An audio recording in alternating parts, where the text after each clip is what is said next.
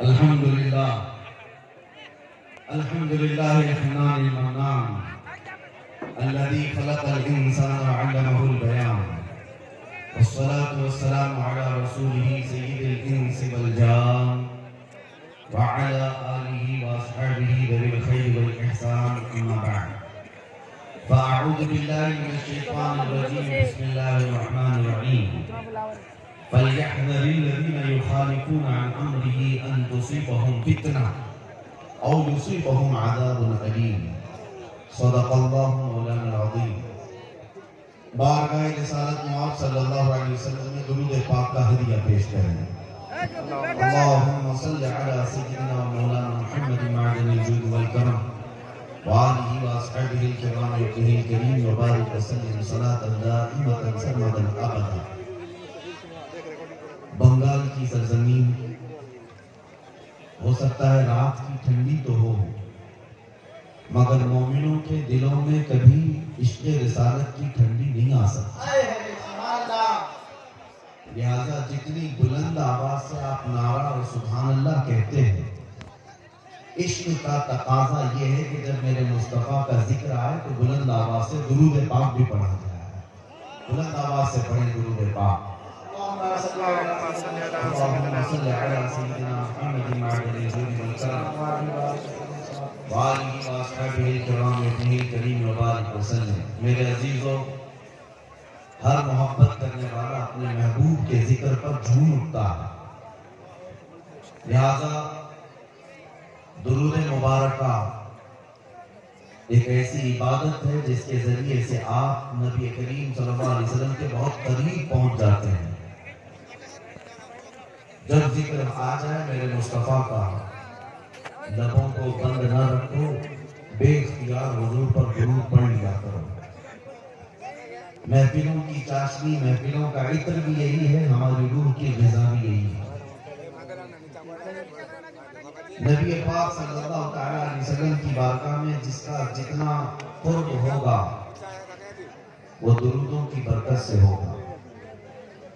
امام غزالی رحمۃ اللہ تعالیٰ علیہ نے لکھا ہے. بہرحال میں اپنی گفتگو کو آگے بڑھاتا ہوں یہ عرض کرتے ہوئے، یا رسول اللہ ابھی وہ امید فدا کا، یا رسول اللہ تیرے عشق کی بدولت مجھے زندگی ملی ہے، تیرے عشق کی بدولت مجھے زندگی ملی ہے، میری بات بن گئی ہے تیری بات کرتے کرتے، ہے جو زندگانی باقی یہ ارادہ کر لیا ہے، تیرے منکروں سے آقا میں مروں گا لڑتے لڑتے. عزیزان اکرام وقار، ہماری زندگی کا کل اثاثہ، ہماری زندگی کا کل سرمایہ، ہماری زندگی کا خلاصہ اور لب لباب حاصل کلام صرف یہی ہے جس کو اعلیٰ حضرت فاضل بریلوی رحمۃ اللہ علیہ نے فرمایا، انہیں جانا انہیں مانا نہ رکھا غیر سے کام. للہ الحمد میں دنیا سے مسلمان گیا. اور مرشد گرامی حضور تاج الشریعہ بدر الطریقہ رحمۃ اللہ تعالیٰ علیہ فرماتے ہیں، بلحوث سن سیم و زر کی بندگی اچھی نہیں. بلحوث کس کو کہتے ہیں؟ خواہشات کا پجاری، اپنے خواہشات کے پیچھے بھاگنے والا. اور سیم و زر کیسے کہتے ہیں؟ سونا اور چاندی کو.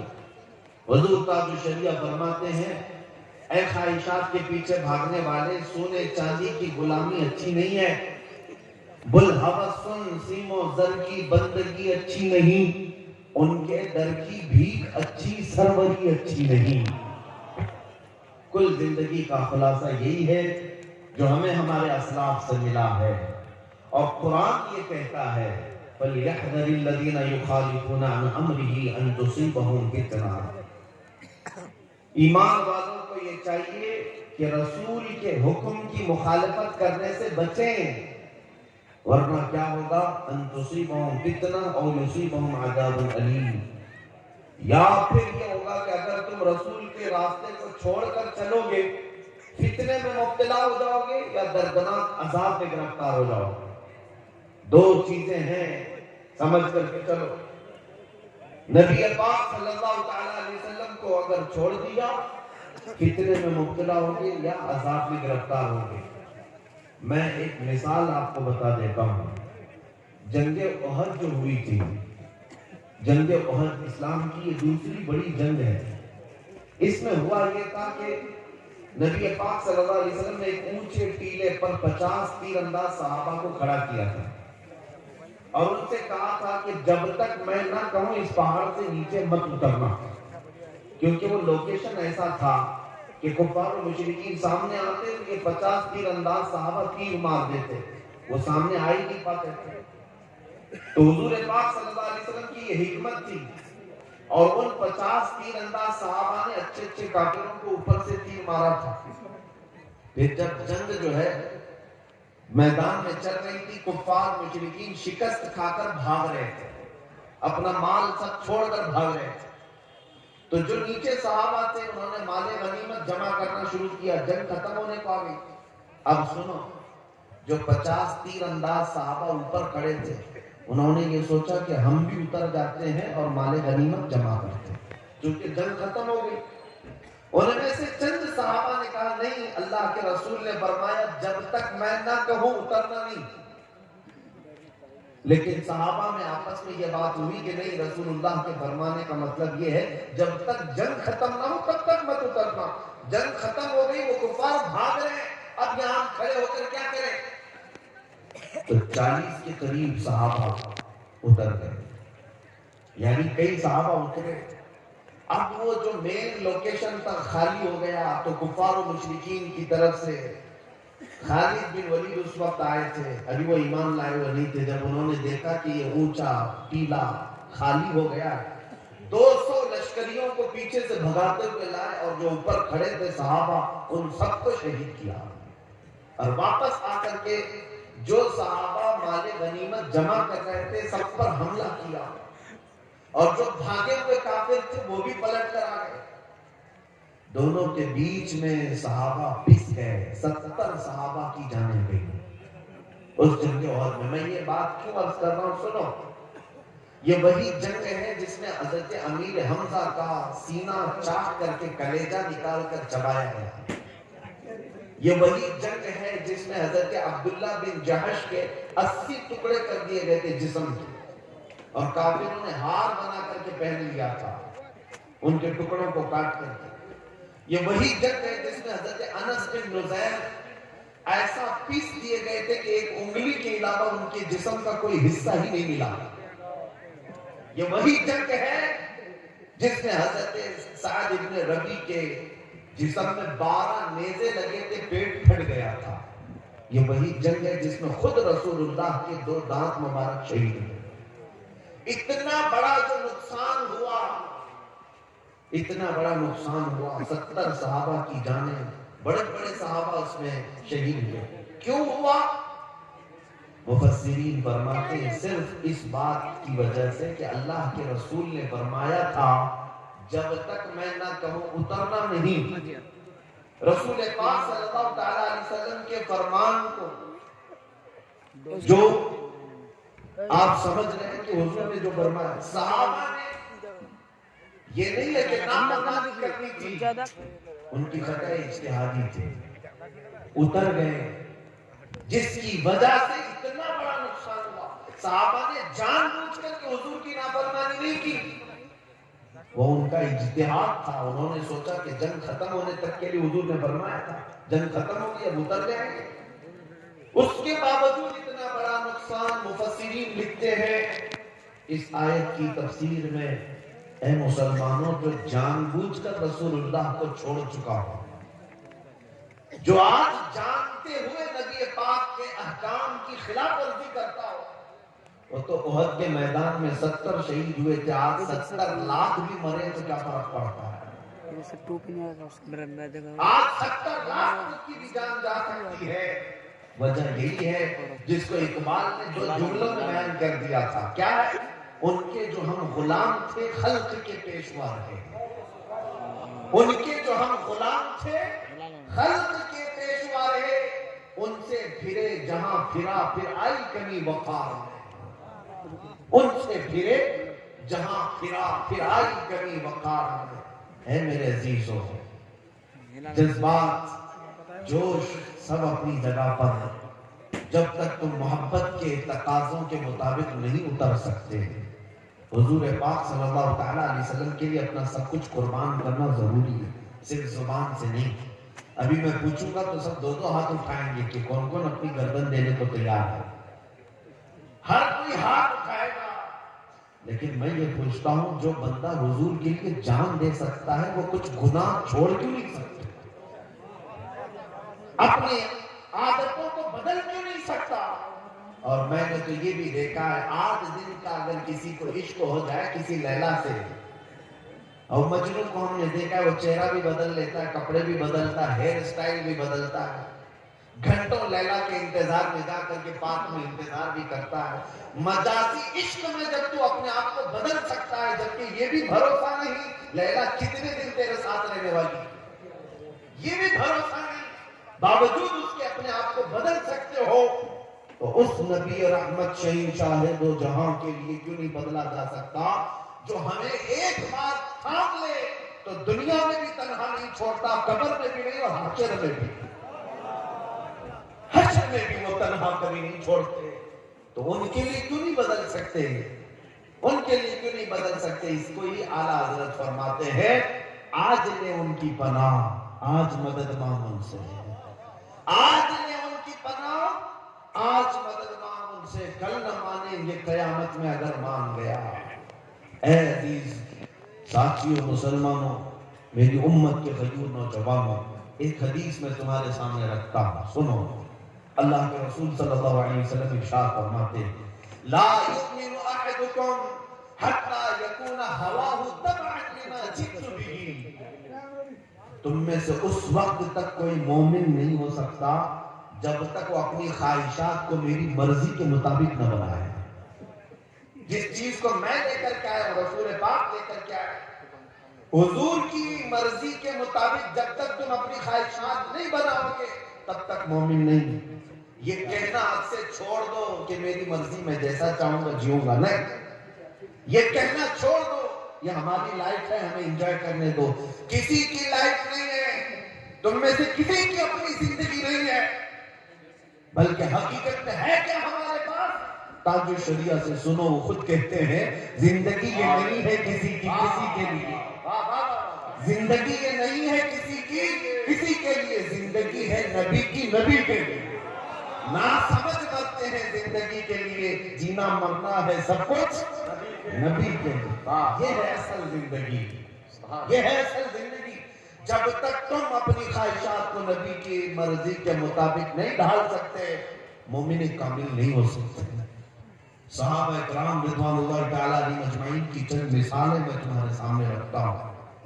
عزیزان اکرام وقت، انہوں نے جسم کی قربانیاں دی، مال کی قربانیاں دی، اولاد کی قربانیاں دی، جائیداد کی قربانیاں دی، وطن کی قربانیاں دی، رشتوں کی قربانیاں دی. کیا نہیں کیا میرے مصطفیٰ کریم صلی اللہ علیہ وسلم کی محبت پانے کے لیے؟ ہر چیز کو انہوں نے ٹھکرایا. حضرت صہیب رومی ایک صحابی ہے، جوان، اور مکہ مکرمہ میں ان کا حال یہ تھا، اتنی مہنگی خوشبو لگاتے تھے کہ جس گلی سے گزرتے پوری گلی مہکتی تھی. جب ایمان لائے رسول پاک صلی اللہ علیہ وسلم پر تو ان کا حال یہ تھا کہ وہ، ان کے ماں باپ سخت قسم کے کافر اور دشمنی میں ملوث، اپنے بیٹے کو ٹارچر کرنا شروع کیا کہ اگر تو محمد صلی اللہ تعالیٰ علیہ وسلم پر جو ایمان لایا ہے، اس سے اگر باز نہیں آئے گا تو تم کو ہم اپنی جائیداد سے آگ کر دیں گے. یعنی باپ کہتا ہے میری جائیداد میں تیرا حصہ نہیں ہوگا. بیٹے نے کہا خوشی خوشی منظور ہے، پوری جائیداد آپ رکھ لو، مجھے میرے مصطفیٰ کی محبت کا. چھوڑ دیا. یہاں تک کہ باپ نے کہا میرے گھر میں بھی تیرے لیے جگہ نہیں، تو نکل جا. حضرت صہیب نکلنے لگے. سنو میرے عزیزوں، کہا کہ ٹھیک ہے تم اپنے گھر پہ رہو، میں مدینے چلتا ہوں. مکہ سے مدینے ہجرت کر رہے تھے تو ماں پیچھے سے پکار کر کہتی ہے، بیٹا تیرے جسم پر جو کپڑے ہیں وہ بھی ہماری کمائی کے ہیں، تیرے نہیں ہیں، وہ بھی اتار دے. کتنے کٹھور دل تھے وہ لوگ، کتنے سخت لوگ تھے. حضرت صہیب نے وہ لباس بھی اتار دیا، ٹاٹ کے کپڑے پہن لیے، ٹاٹ کی گولی ڈال دی، کانٹے لگا لیے اور چلنے لگے۔ تب بھی بس نہیں کیا، باپ نے کچھ گنڈوں کو بھیجا بیچ راستے میں حضرت صہیب کو مارنے کے لیے۔ گنڈے آئے، راستے میں اتنا مارتے کہ ان کی ناک پھٹ گئی، خون جاری ہو گیا، مار کر کے تھک گئے۔ پھر پوچھا کیا ارادہ ہے؟ وہ اٹھتے ہیں اور لنگڑتے ہوئے کہتے ہیں مدینے جانا ہے، مصطفیٰ کریم صلی اللہ علیہ وسلم کے ہاں جانا ہے۔ خواہشات تو یہ کہتی ہیں کہ اپنے گھر میں رہیں، خواہشات تو یہ کہتی ہیں کہ میں اپنے مال کا مالک رہوں، لیکن ٹھکرا دینا صرف میرے مصطفیٰ کے لیے یہی ایمان ہے، یہ ایمان ہے۔ اور اتنے زخمی تھے، پیدل چل کر کے مدینے آئے۔ صحابہ کہتے ہیں جب وہ مدینے آ رہے تھے، شام کا وقت تھا، رسول پاک صلی اللہ علیہ وسلم مسجد نبوی سے باہر آ کر کھڑے ہیں، جیسے کسی کا استقبال کرنے کے لیے کھڑے ہیں۔ صحابہ نے پوچھا یا رسول اللہ کوئی قبیلہ آ رہا ہے، کوئی وفد آ رہا ہے جس کا آپ انتظار کر رہے ہیں؟ نبی پاک صلی اللہ علیہ وسلم نے فرمایا نہیں، میرا ایک دیوانہ، میرا ایک محب میری محبت میں زخم کھا کر آ رہا ہے۔ تو صحابہ دیکھتے ہیں حضرت صہیب آ رہے تھے، زخمی آلے، گھٹنے پھوٹے ہوئے ہیں، ناک پھٹی ہوئی ہے، پورے جسم میں ٹاٹ کے کپڑے ہیں۔ جب وہ قریب آئے، نبی پاک صلی اللہ علیہ وسلم نے اپنی چادر اٹھا کر کے ان کے جسم پر ڈالی، اپنے سینے سے لگا لیا۔ اتنی ہی بات تھی۔ سنو، حضرت صہیب کہتے ہیں اے لوگوں، دنیا میں سب سے زیادہ محبت کرنے والی کوئی ذات ہے تو وہ ماں ہوتی ہے، سب سے زیادہ محبت کرنے والی ماں ہوتی ہے، لیکن میں وہ بندہ ہوں جس سے میری ماں نے بھی کپڑے اتار لیے، اس کے باوجود اگر مجھے کسی نے چادر پہنایا ہے تو تاجدار مدینہ کی ذات۔ نعرہ تکبیر، نعرہ تکبیر، نعرہ رسالت، نعرہ رسالت، مجھ سے ماں سے زیادہ محبت کرنے والی ذات۔ اور پھر رسول پاک فرماتے، حضرت صہیب کہتے ہیں پھر گنڈوں نے کتنا مارا تھا، میرے باپ نے کتنا مار لیا تھا، میرا گھر کتنے ہڑپا تھا، مجھے کچھ فکر نہیں۔ یا رسول اللہ، ہر ستم ہر مصیبت گوارا ہے، بس ایک بار تم کہہ دو کہ تو ہمارا۔ ان کا مسلک تو یہی تھا، ہر مصیبت ہر ستم گوارا ہے، یا رسول اللہ بس ایک بار کہہ دو کہ تو ہمارا ہے۔ وہ صحابہ کرام رضوان اللہ تعالیٰ علیہ مجمعین نے مشقتیں اٹھائی ہیں، قربانیاں دی، اپنے خواہشات کو ترک کیا ہے۔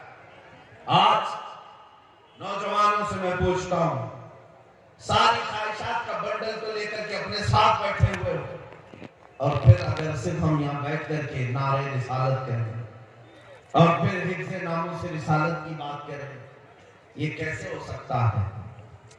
یہ کیسے ہو سکتا ہے؟ یہ شہادت ہے، الفت میں ہے قدم رکھنا۔ لوگ آسان سمجھتے ہیں مسلمان ہونا، یہاں قربانیاں ہیں، یہاں پر جگہ جگہ تمہاری آزمائشیں، امتحانات ہیں۔ اے نوجوانوں، ہر چیز کے لیے تیار رہو، اس لیے کہ خدائے رب العالمین، خدائے عزیز الجبار نے اس روئے زمین کے سب سے اچھے دین پر تمہیں پیدا کیا، سب سے اچھا دین اسلام جس پر تمہیں اللہ نے پیدا کیا، اور اتنا ہی نہیں، سب سے محبوب رسول کی امت میں بنایا۔ ظاہر سی بات ہے، جب سب سے بڑی دولت تمہارے پاس ہے تو اتنا ہی کٹھن امتحان بھی ہوگا، ویسی ہی آزمائشیں بھی ہوں گی، اور سب سے زیادہ دشمن تمہارے ہی ہوں گے، کیونکہ دولت سب سے بڑی تمہارے پاس ہے، سب سے بڑی دولت تمہارے پاس ہے۔ آپ سوچتے ہوں گے کون ہماری دشمنی کرتا ہے؟ آج ایک مسئلہ میں سمجھا دیتا ہوں، ہمارے ملک کی بات میں کھل کر کے کہہ رہا، ہوتا ہے ہوگا اس میں نیوز چینل والے بھی آتے ہوں گے، جس کو جتنا مرچ مسالہ لگانا ہے لگاؤ، مجھے اس سے کچھ فرق نہیں پڑتا۔ سنو، ٹی وی ڈیبیٹ میں آج سب سے زیادہ مدعا کس کو بنایا جاتا ہے؟ آنکھ بند کر کے تم بولو گے مسلمان۔ سب نیوز چینل جتنے بھی دجالی میڈیا نظام ہے، جب تک کہ ہمارا نام لیتے نہیں ان کی روٹی چلتی نہیں۔ کیوں میاں کیا بات ہے؟ ایک تو میں نے سروے کی رپورٹیں دیکھی، مسلمان اس ملک میں سب سے بیکورڈ ہے، ان کے پاس مال کی کمی ہے، ان کے پاس ایجوکیشن کی کمی ہے، ان کے پاس سیاست نہیں، ان کے پاس قیادت نہیں، ان کے پاس ڈپارٹمنٹ میں لوگ نہیں، ان کے نیتا نہیں۔ سب رپورٹ میں ہم نے دیکھا، یہاں تک کہ کئی رپورٹیں یہ بتاتی ہیں کہ دلت سماج سے بھی نیچے آ گئے مسلمان کچھ معاملات میں۔ اتنی بچھڑی ہوئی قوم ہے اگر، وہ بھی پورے ملک میں 14% ہے، اتنی بچھڑی ہوئی قوم جن کا ڈھنگ کا ایک نیتا نہ ہو، اللہ ماشاءاللہ، اور کوئی طاقت نہیں، کوئی قوت نہیں۔ پھر میں یہ پوچھتا ہوں سب سے زیادہ ڈسکشن اس قوم پہ کیوں ہوتا ہے؟ جو سب سے کمزور ہے، اگر سب سے زیادہ بچھڑی ہوئی ہے، تو پھر مدعا ہر ٹی وی چینل کے لیے کیوں ہے؟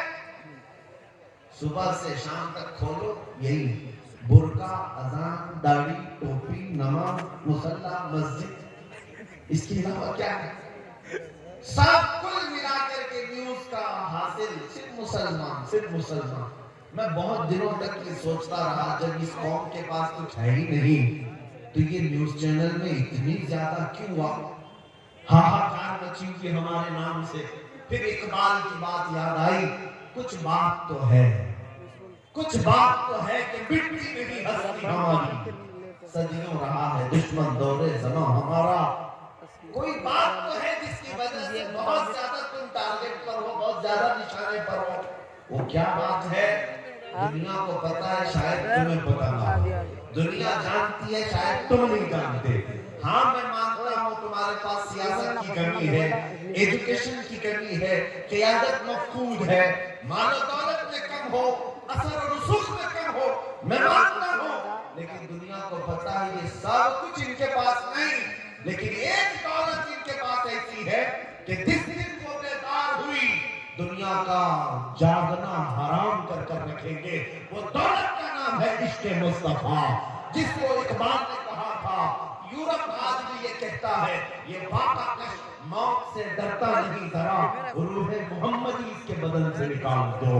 دنیا اسی بات کی دشمن ہے کہ سب لٹ گیا ہے، لیکن نام محمد پر مرنے کا جذبہ ابھی تک لٹا نہیں ہے۔ اسی لیے تو ہم پکار کر کے کہتے ہیں، رسول پاک صلی اللہ علیہ وسلم کے نام پر لب پر نعت پاک کا نغمہ کل بھی تھا اور آج بھی ہے، اپنا سب کچھ گنبد خضرا، کل بھی تھا اور آج بھی ہے۔ بتلا دو گستاخ نبی کو، غیرت سنی زندہ ہے، ان پہ مر مٹنے کا جذبہ کل بھی تھا اور آج بھی ہے۔ یہی وہ جذبہ ہے، یہی وہ دولت ہے، یہی وہ قیمت ہے جو تمہیں آج تک سٹینڈ کر کے رکھی ہوئی ہے۔ اب اسی دولت کو تھوڑا سا اور بڑھانے کی ضرورت ہے۔ جو چنگاری تمہارے سینوں میں جل رہی ہے، یہ شعلہ بنانے کی دیر ہے۔ جس دن یہ محبت مصطفیٰ کا چراغ شعلہ بنے گا، پھر تمہیں کسی اور طاقت کی ضرورت نہیں، تمہارا چلنا پھرنا بھی لوگوں کے لیے دشوار بن جائے گا، تمہارا رعب اللہ تعالیٰ دوسروں کے اوپر ڈال دے گا۔ اس لیے میرے عزیزوں، نبی پاک صلی اللہ علیہ وسلم کی محبت اگر سچی ہے تو اپنے خواہشات کو قربان کرو، اپنے خواہشات کو قربان کرو۔ تمہاری خواہش گناہوں کے اڈوں پر لے جانا چاہتی ہے، لیکن میرے مصطفیٰ تمہیں مدینے کی طرف بلا رہے ہیں۔ اور اعلیٰ حضرت نے کیا فرمایا؟ وہ تو نہایت سستا سودا بیچ رہے ہیں جنت، وہ تو نہایت سستا سودا بیچ رہے ہیں جنت کا، ہم مفلس کیا مول چکائے، اپنا ہاتھی خالی ہے۔ اور اعلیٰ حضرت نے یہ سب کو سمجھایا تھا، سونا جنگل رات اندھیری، چھائی بدلی کالی ہے، سونے والوں جاگتے رہو، چوروں کی رکھوالی ہے۔ کون سے چور ہیں یہاں پر؟ کون سے چور ہیں؟ وہ اعلیٰ حضرت فرماتے ہیں، آنکھ سے کاجل صاف چرا لے، یہاں وہ چور بلا کے تیری گٹھری تاکی ہے اور تو نے نیند نکالی ہے۔ آنکھ سے کاجل چراتے ہوئے کسی کو دیکھا ہے؟ اعلیٰ حضرت نے اس میں مثال دیکھیں کیسے آنکھ سے کاجل چرانے والے چور یہاں پر ہیں۔ آنکھ سے کاجل کا مطلب کیا ہے؟ ایک مومن کا کاجل اور سرما عشق مصطفیٰ ہے، محبت مصطفیٰ جو سب کی آنکھوں میں لگا ہوا ہے، اور یہ عشق مصطفیٰ کا سرنا چرانے والے چور موجود ہیں، اور جب یہ تمہارے آس پاس پھٹک رہے ہیں تو گہری نیند میں سونا مناسب نہیں ہے. تم جاگتے رہو، جاگتے رہو. دنیا کی محبت میں فریفتہ ہونے والوں سنو، اعلیٰ حضرت فرماتے ہیں شہد دکھائے زہر پلائے، قاتل ڈائیں جوہر خوش، اس مردار پہ کیا رچا ہے دنیا دیکھی بھالی ہے. یہ دنیا کا حال یہ ہے کہ دکھانے کی چیزیں شہد جیسی، اور جب کھاؤ گے تو وہ زہر ہے.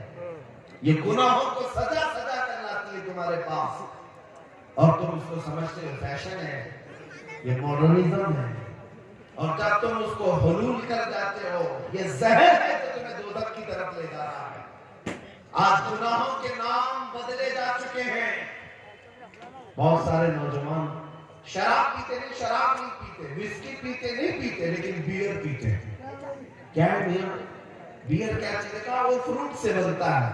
شراب کیا ہے؟ شراب پخانے سے بنتا ہے، وہ بھی بہت سارے فروٹ سے ہی بنتا ہے. لوگوں کو ذہن بدلنے کے لیے نام بدلے گئے. زنا کا نام کلب رکھ دیا گیا، مجرے کرنے کے لیے، بھنگڑا ڈالنے کے لیے برے الفاظ استعمال کیے جاتے تھے. پہلے نچنیاں کہتے تھے، لیکن اب اس کو ڈانس کا نام دیا جائے، وہی فیشن ہے، وہ فیشن ہے. جوا کھیلنے والے ہوتے تھے، ان سے دنیا بچتی تھی، لیکن اب جوے باز، سٹے باز دنیا کے بڑے بڑے کروڑپتی بیٹنگ کرتے ہیں. ہم کیا کام ہے؟ کرکٹ فٹ بال میں بیٹنگ کرنا. جوے باز، گیمبلر، یہ وہ لوگ ہیں جن کے متعلق رسول پاک صلی اللہ علیہ وسلم کی احادیث میں سخت ترین مذمت آئی ہے.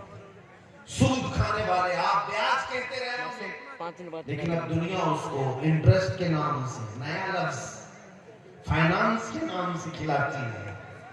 سود کا ایک لقمہ کھانے والا میرے مصطفیٰ فرماتے ہیں خانہ کعبہ کے سامنے اپنی ماں سے زنا کرنے کے بعد. مسلمانوں کو ان تمام چیزوں میں لا کر ڈال دیا گیا ہے. گناہوں کے نام بدلے گئے. اسی لیے ایک ہی بات میں کہہ رہا ہوں، توجہ سے سنیں، جب تک تم اپنی خواہشات کو حضور کی مرضی کے مطابق نہیں بناؤ گے، یہ دنیا قدم قدم پر تمہیں زہر پلاتی رہے گی، زہر پلاتی رہے گی. آپ کو کیا کیا نام دے دیے گئے. بہت سارے نوجوان سجنے سنورنے کے نام پر اپنا تشخص بگاڑ لیا، اپنی آئیڈینٹی بدل لی. تمہاری داڑیاں تو گٹر میں بہ رہی ہیں، تمہاری ٹوپیاں تو چھپی ہوئی ہیں، شرم آتی ہے. ان دوسروں کو دیکھو، چوٹی رکھنے میں شرم نہیں آتی، بالیاں پہننے میں شرم نہیں آتی، چوڑیاں پہننے میں شرم نہیں آتی. نوجوانوں کی بات کرتے ہیں، کپڑے پھاڑ کر کے پہننے میں شرم نہیں آتی، لیکن مصطفیٰ کریم کے اخلاق پر عمل کرنے میں شرم آتی ہے. انصاف کرو، پھر کون سے مسلمان ہو. جب تک تم اپنے آپ کو نہ بدلو گے، حالات نہیں بدلنے والے. قرآن کہتا ہے ان اللہ لا یغیر ما بقوم حتی یغیروا ما بانفسہم. بے شک اللہ تعالیٰ اس وقت تک کسی قوم کی حالت کو نہیں بدلتا جب تک وہ قوم خود اپنی حالت نہیں بدلتی. آج بدلنے کا وقت ہے.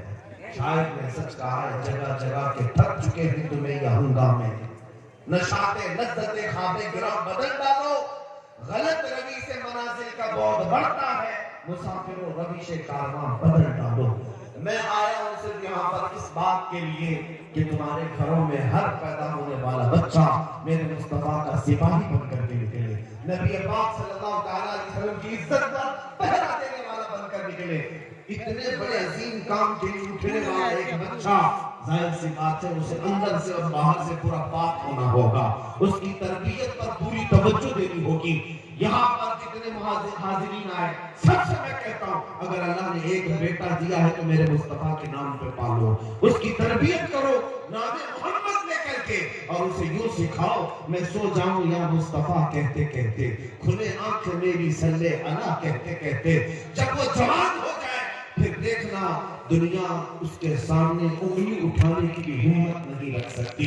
آج تم نے اپنے بچوں کا آوارہ کر رکھا ہے، ان کو کسی اور کے گود کے حوالے کر دیا ہے، ان کو تم اہلِ غیرے کے تربیت میں ڈال رکھے ہو.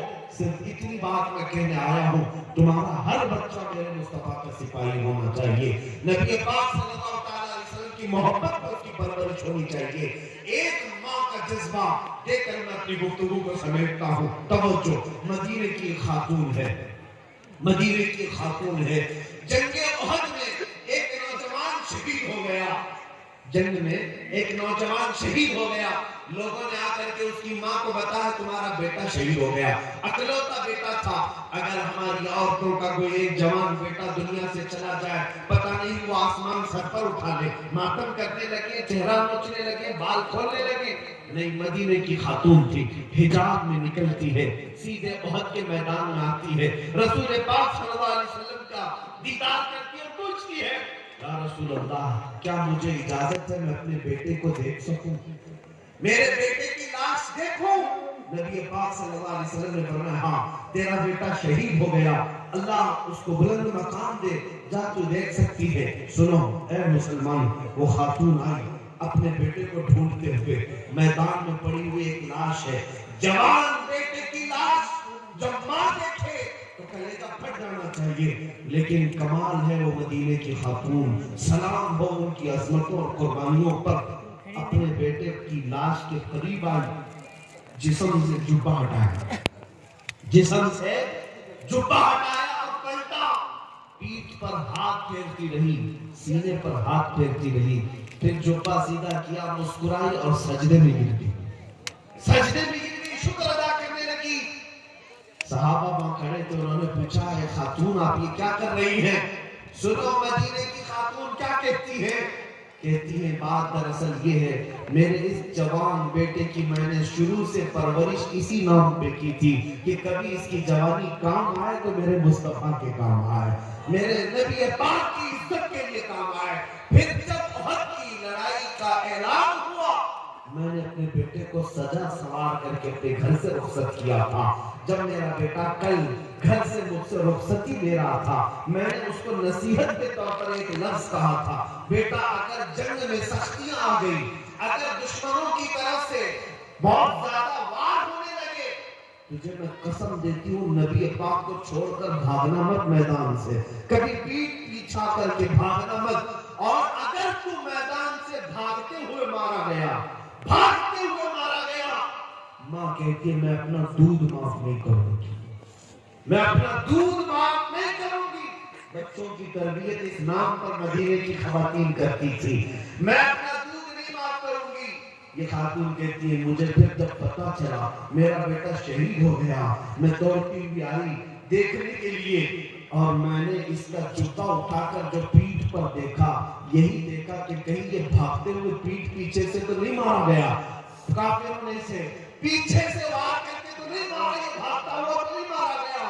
میں نے دیکھا میرے بیٹے کی پیٹھ پر ایک بھی تیر کا نشان نہیں ہے، جتنے نشان ہیں سب اس نے سینے پر لیا ہے۔ اسی بات پر میں اللہ کا شکر ادا کرتے ہوئے سجدہ ریز ہوئی۔ وہ کیسی خواتین تھی، اپنا لال اپنا جگر دے بھی دیا، لیکن یہ دیکھا کہ میرے مصطفیٰ کی خدمت میں پورا اترا بھی ہے یا نہیں اترا۔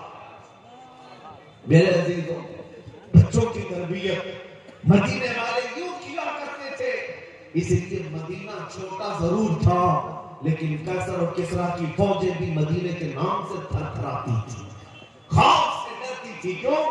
مدینہ طیبہ میں پلنے والے چھوٹے بچے بھی بڑے بڑے بادشاہوں کو آنکھ دکھانے کے قابل تھے، ان کی پرورشیں تھی اس طرح۔ اے عزیز قوم کے غیور نوجوانوں، آج میں اتنا میسج دے کر کے جاتا ہوں، آج کے جو حالات بگڑتے جا رہے ہیں اس کی وجہ یہی ہے۔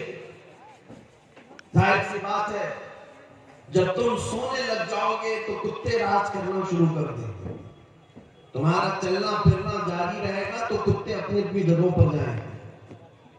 آج یہ تمام حالات کے بدلنے کی وجہ یہی ہے، ہم نے اپنے ہاتھوں اپنی بہت ساری خرابیاں کی ہیں، اپنے ہاتھوں اپنی بربادیاں شروع کی ہیں۔ انہیں کون سمجھائے نوجوانوں کو کہ تمہارا دین کتنا پاکیزہ ہے، کتنا خوبصورت ہے، اس سے بہتر عزت تمہیں کہیں نہیں مل سکتی۔ مصطفیٰ کریم کے قدموں میں جو عزت ہے وہ فرشتے بھی اس کی عزت کرتے ہیں، لیکن تم کہاں ڈھونڈنے نکلے؟ ہالی ووڈ میں، ہالی ووڈ میں اور تم سیریلز میں ٹی وی چینلز میں دیکھنے پر چل پڑے. جب قوم اپنا تشخص اور اپنی آئیڈینٹی چھوڑ دیتی ہے تو وہ لوگوں کی ٹھوکروں پر آ جاتی ہے. ہماری اپنی روایات برقرار رکھنا ہمیں ضروری ہے. آ جاؤ میرے مصطفیٰ کے اخلاق پر. آج جو حالات بدلے ہیں صرف تھوڑی بیداری کی ضرورت ہے. مجھے پتا ہے ان پاکھنڈیوں کی کوئی حیثیت ہی نہیں جو اپنے کوفے میں بیٹھ کر بھونک تو سکتے ہیں لیکن کبھی کسی محمد عربی کے شعر کا مقابلہ کر ہی نہیں سکتے. اتنی بات طے ہے، یہ آج سے نہیں تاریخ سے ثابت ہے. نبی پاک صلی اللہ علیہ وسلم کی نسبت جس غلام سے ہے کتے اس کا مقابلہ نہیں کرتے. اور یہ بات میں بتا دوں، ہاں بہت ہو رہا ہوگا. دنیا والے بہت کچھ بڑے بڑے بلند مان دعوے کر رہے ہوں گے لیکن اتنی بات ضرور ہے بہت سارے کیڑوں کی آواز سے اور کتوں کی آواز سے انقلاب نہیں آتا.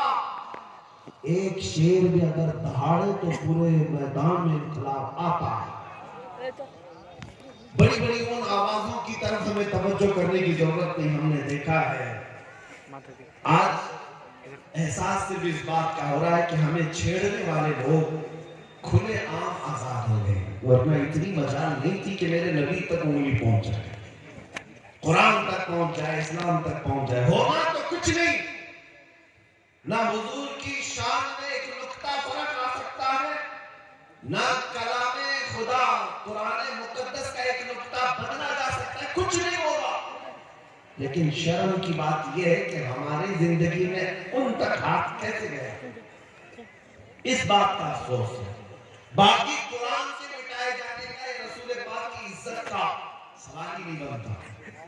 کیونکہ اعلیٰ حضرت نے فرمایا تو گھٹائے سے کسی کے نہ گھٹا ہے نہ گھٹے گا. یا رسول اللہ جب بڑھائے تجھے اللہ تعالیٰ تیرا، مٹ گئے مٹتے ہیں مٹ جائیں گے آدھا تیرے، نہ مٹا ہے نہ مٹے گا کبھی چرچا تیرا، رہے گا یوں ہی ان کا چرچا رہے گا. بڑے خاک ہو جائیں جل جانے والے، نبی پاک صلی اللہ علیہ وسلم کی عزت پر کوئی آنچ نہیں آ سکتی. قرآن پاک کا ایک نقطہ نہیں بدل سکتا. ہم نے اپنی زندگی میں بھی نہیں دیکھا وہ رافضی کتا جو دین بدلنے نکلا، اسلام بدلنے نکلا، قرآن کو بدلنے نکلا. حالت ایسی ہو گئی کہ گھر کا وہ کیا کہتے دھوبی کا کتا نہ گھر کا نہ گھاٹ کا. آج یہی حالت ہو گئی، نہ ادھر کا رہا نہ ادھر کا رہا، بیچ سڑک میں پڑا رہا. اب تو ایسے ایسے اسٹیٹمنٹ آتے ہیں اس کے جان کا خطرہ ہے، میں جان کا خطرہ ہے. یہ ذلت تو ابھی دنیا میں دیکھنی ہے، آخرت کی باقی ہے. سچ فرمایا امام عشق و محبت نے یا رسول اللہ جو تیرے در سے یاد پھرتے ہیں در بدر یوں ہی خار پھرتے ہیں، در بدر یوں ہی خار پھرتے ہیں. جو حضور پاک کو چھوڑتا ہے وہ ذلتوں کا شکار ہوتا ہے. ہونا کچھ نہیں ہے. جو حضور کی طرف انگلی اٹھاتے رہے وہ سب کیڑے فنا ہو جائیں گے، سب کیڑے فنا ہو جائیں گے، برساتی موسم کے کیڑے. لیکن میرے مصطفیٰ کریم کی شان جیسی تھی ویسی ہی باقی نہیں ہے. بلکہ قرآن ان کے متعلق کہتا ہے وَلَلْآخِرَةُ خَيْرٌ لَكَ مِنَ الْأُولَىٰ. اے رسول ہر آنے والی گھڑی آپ کی پچھلی گھڑی سے بہتر ہے. آپ کی شان بلند ہوتی ہی جائے گی صبح قیامت تک. ارے میاں یہ تو قرآن کی بات ہے ہی ہے. جارج برنارڈ شاہ انگریز تاریخ دان ایک مورخ یا انگریز ایک دانشور ہے، وہ کہتا ہے ہماری جماعت کا نہیں، وہ کہتا ہے میں نے دنیا میں بہت سارے انقلاب دیکھے، ریگولیشن اور انقلاب لانے والی شخصیتیں جب تک زندہ تھی ان کا انقلاب بھی زندہ تھا، لوگ بھی زیادہ تھے. لیکن جب وہ شخصیتیں مر گئی تو انقلاب بھی ٹھنڈا پڑ گیا، وہ ریگولیشن بھی گیا. جیسے لینن کا انقلاب، مارکسزم کا انقلاب، سوشلزم کا انقلاب، ڈیموکریٹک کا انقلاب، بہت سارے انقلاب آئے. جارج برنارڈ شاہ کہتا ہے لیکن ایک انقلاب مدینے سے آیا تھا محمد رسول اللہ کا. وہ گئے 14 صدیاں ہو گئی لیکن اس انقلاب میں ایک آنچ برابر، ایک انگلی برابر کی کمی نہیں آئی، بلکہ ہر زمانے میں ان کے انقلاب کا اثر بڑھتا ہی رہا. بڑھتا ہی رہا. یہ کون کہہ رہا ہے؟ دوسرے خیمے کے لوگ بھی اس بات کو مانتے ہیں کہ میرے مصطفیٰ کریم کے دین پر آج بھی کوئی فرق نہیں آیا. اسلام کی فطرت میں قدرت نے وہ لچک دی ہے, جتنا ہی دباؤ کے اتنا ہی وہ ابھرے گا. اے مسلمانوں, میرا یہ میسج سن کر کے جاؤ, ہمارے تمام یہی ہے کہ محمد سے وفا تمہیں تو ہم تیرے ہیں, یہ جہاں چیز ہے کیا لاہو قلم تیرے ہیں. اب آؤ ہم یہ عزم کر کے آج اٹھتے ہیں, زندگیاں گزارنی عیاشیوں میں, گناہوں کے اڈوں پر, بربادیاں تو ہم نے اپنے آنکھوں سے دیکھی ہے. لوگ آج ہمیں ٹھوکروں پر رکھ رہے ہیں, کبھی مسجدوں کی طرف نشانے, کبھی ہمارے گنبدوں کی طرف, کبھی خانقاہوں کی طرف, کبھی ہماری بچیوں کے حجاب کی طرف, کبھی قرآن, کبھی رسول, کبھی خدا کی شان کی طرف. لیکن آج ہر مسلمان نوجوان کو بدلنا ہوگا, یہ عہد کرنا ہوگا, اب میں جیوں گا تو میرے مصطفیٰ کے اخلاق پر جیوں گا, ان کی سنتوں پر جیوں گا. اور نبی پاک کی طرف مخاطب ہو کر کے